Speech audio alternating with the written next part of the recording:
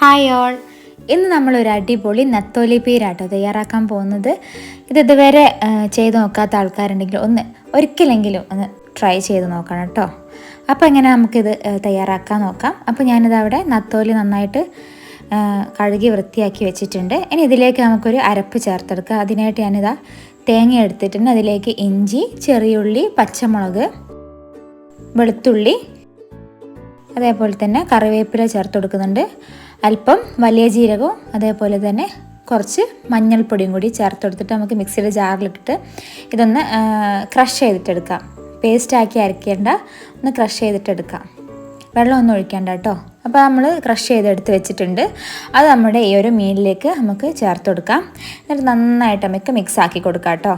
ഈ ഒരു സമയത്ത് നമ്മൾ ഉപ്പ് നോക്കിയിട്ട് പാകത്തിന് ഉപ്പും കൂടി ചേർത്ത് കൊടുക്കണേ.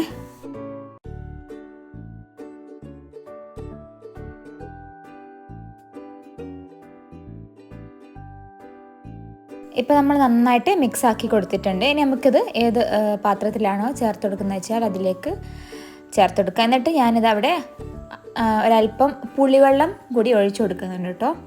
നോക്കിയിട്ട് ആവശ്യത്തിനുള്ള പുളിവെള്ളം കൂടി ഒഴിച്ചു കൊടുത്തിട്ട് അല്പം കറിവേപ്പിലയും അതേപോലെ തന്നെ കുറച്ച് പച്ചവെളിച്ചെണ്ണയും കൂടി ചേർത്ത് കൊടുത്തിട്ട് നമുക്കിത് ഒന്ന് വേവിച്ചിട്ടെടുക്കാം.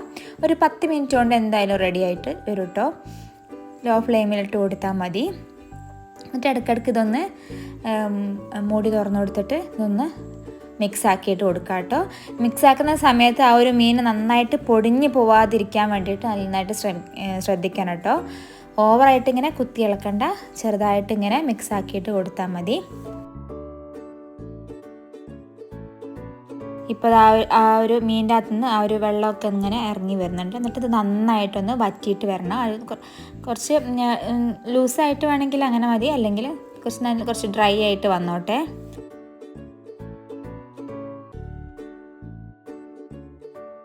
ഇങ്ങനെ മിക്സ് ആക്കിയിട്ട് പിന്നെ നമുക്കൊന്ന് മൂടി വെച്ച് കൊടുക്കാം.